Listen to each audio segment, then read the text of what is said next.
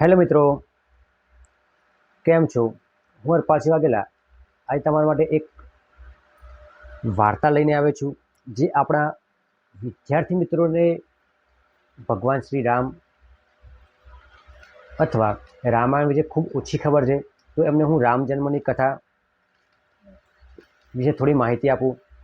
તો કૌશલ પ્રદેશ નામે એક પ્રદેશ હોય છે કે જેની સ્થાપના વૈવસ્ય મુનિએ કરી હોય છે, કે જે અયોધ્યા નગરીની રાજધાની હોય છે. એ જ અયોધ્યા નગરી કે જેમાં ઘણા બધા શૂરવીર રાજાઓ થઈ ગયા, અને એ જ અયોધ્યા નગરીમાં એક દશરથ નામે ખૂબ જ શૂરવીર, ધર્મપરાયણ, પ્રજાપાલક એવા રાજા થઈ ગયા. તો આપણે રામ જન્મ કથા થોડી આગળ વધારીએ તો એક વખત એવું થાય છે કે રાજા દશરથ એ દર્પણની અંદર પોતાનું મુખ જોઈ રહ્યા હોય છે. તો મુખ જોતાની મુખ જોતા એમની નજર એમના માથાના વાળમાં પડે છે. તો એ ઘણા બધા કાળા રંગના વાળની વચ્ચે એક સફેદ નાનો વાળ એમને દેખાય છે. એટલે એમને વિચાર આવે છે કે મારી યુવાનીના દિવસો ધીમે ધીમે ખતમ થઈ રહ્યા છે. એમને ચિંતા સતાવે છે, કેમ કે એમને કોઈ પુત્ર હોતો નથી. તો એમને ચિંતાનું નિરાકરણ કરવા માટે એ એમના કુલગુરુ વશિષ્ઠ ઋષિ પાસે જાય છે. કેમ કે એમને રાજા દશરથને 3 રાણી હોય. સૌથી મોટા કૌશલ્યા, એમના પછી કૈકેયી અને સૌથી નાના સુમિત્રા. તો પણ 3 રાણી હોવા છતાં એમને કોઈ પુત્ર હોતો નથી. તો એ વાતની ચિંતા એમને સતાવે છે. તો એ ચિંતાનો હલ માટે એ એમના કુલગુરુ વશિષ્ઠ પાસે જાય છે અને વશિષ્ઠ ઋષિને બધી જ વાત કહી સંભળાવે છે. તો વશિષ્ઠ ઋષિ એમને એમ કહે છે કે તમે એક કામ કરો, તમે પુત્ર પ્રાપ્તિ માટે એક યજ્ઞ કરાવો કે જેનાથી તમારે પુત્ર પ્રાપ્તિ થાય અને તમારો જે રાજવંશ છે એ આગળ વધે. તો રાજા દશરથ એ વશિષ્ઠ ઋષિના કહેવા પ્રમાણે પુત્ર પ્રાપ્તિ માટે એક યજ્ઞ શરૂ કરે છે. એ યજ્ઞની પૂર્ણાહુતિ સમયે એમાંથી એક ફળ નીકળે છે, અને એ ફળ એ 3 રાણી વચ્ચે વહેંચી આપે છે. તો જે સૌથી મોટા રાણી હોય છે, રાણી કૌશલ્યા, એમને એક ટુકડો આપે છે. એના પછી બીજા નંબરની જે રાણી હોય છે કૈકેયી, એમને એક ટુકડો આપે છે. અને જે ત્રીજા નંબરની રાણી હોય છે સુમિત્રા, એમને 2 ટુકડા આપે છે. તો એ ટુકડાના આરોગવાથી 3 રાણીઓને પુત્ર પ્રાપ્તિ થાય છે. તો સૌપ્રથમ જે મહારાજ દશરથની સૌથી મોટી રાણી હોય છે કૌશલ્યા, એમના ગર્ભમાંથી એક શિશુનો જન્મ થાય. ત્યારબાદ બીજા જે રાણી હોય છે એમના ગર્ભમાંથી પણ એક શિશુનો જન્મ થાય. અને જે ત્રીજી રાણી હોય છે એમને 2 પુત્રને જન્મ આપ્યો. તો હવે 4 પુત્રો, રાજા દશરથને 4 પુત્રો થયા. તો હવે 4 પુત્રોના નામકરણની ક્રિયા એ વશિષ્ઠ ઋષિએ પાસે ગયા અને 3 પુત્રોની નામકરણની વિધિ કરવા કહ્યું. તો 4 પુત્રોના નામકરણ એ વશિષ્ઠ ઋષિએ સંસ્કાર અને એમના ગુણો દ્વારા એમને આપ્યા. તો જે સૌથી મોટા પુત્ર હતા એમનું નામ હતું શ્રીરામ એટલે રામચંદ્ર. જે બીજા પુત્ર હતા એમનું નામ હતું ભરત. જે ત્રીજા પુત્ર હતા એમનું નામ હતું લક્ષ્મણ. અને સૌથી નાના હતા એ શત્રુઘ્ન. હવે ધીમે ધીમે વશિષ્ઠ ઋષિના આશ્રમમાં એ 4 પુત્રોએ શિક્ષા ગ્રહણ કરી. શિક્ષા પૂર્ણ થઈ એટલે 4 પુત્રો અયોધ્યા નગરીમાં પધાર્યા.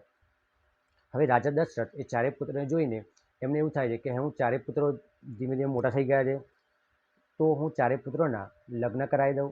અને લગ્ન કરાવી ત્યારબાદ હું શ્રીરામ એટલે રામને રાજા બનાવી અને હું એ રાજાના પદ ઉપરથી આરામ લઉં. હું શ્રીરામને રાજા બનાવી દઉં અને હું તપ કરું, વનવાસ જતો રહું. એમને એવો વિચાર હતો.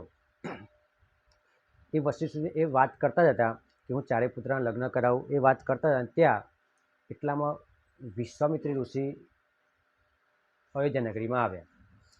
વિશ્વામિત્ર ઋષિને જોઈને રાજા દશરથે એમને આવકાર્યા, એમને બેસાડ્યા, એમનું સ્વાગત કર્યું. પછી રાજા દશરથે એ વિશ્વામિત્ર ઋષિને અહીં આવવાનું કારણ એટલે અયોધ્યા નગરીમાં આવવાનું કારણ પૂછ્યું. તો વિશ્વામિત્ર ઋષિએ એવું કહ્યું કે અમારે એક યજ્ઞ કરવાનો છે.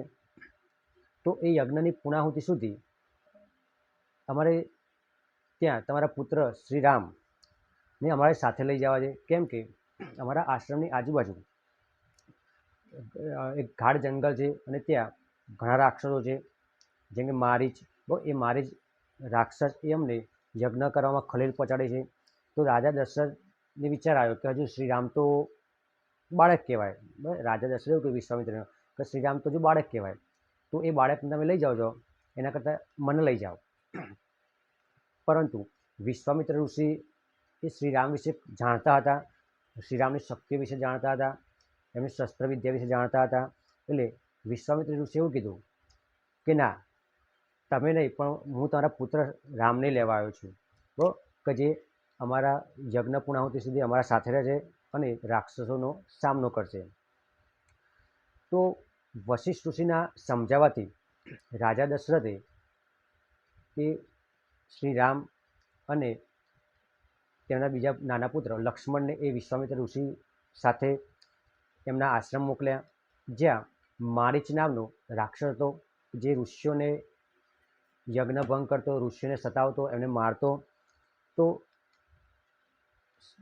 શ્રીરામ એ વિશ્વામિત્રી આશ્રમ પહોંચ્યા, ત્યાં યજ્ઞ શરૂ થયો અને શ્રીરામે રાક્ષસો સામે, જે મારીચ, સુબાહુ નામના જે રાક્ષસો હતા, એમની સામે લડાઈ કરી, એમને માર્યા.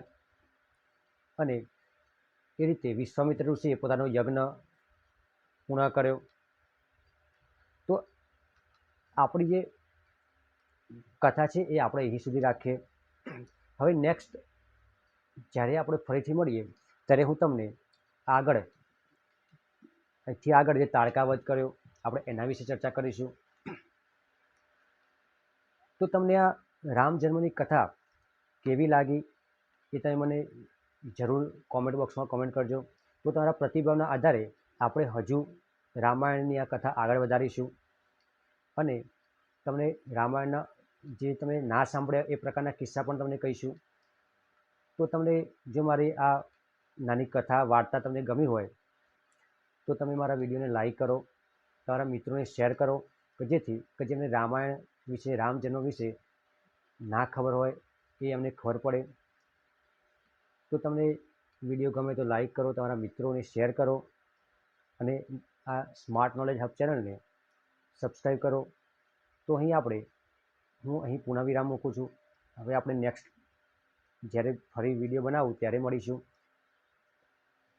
તો બધાને જય શ્રી રામ.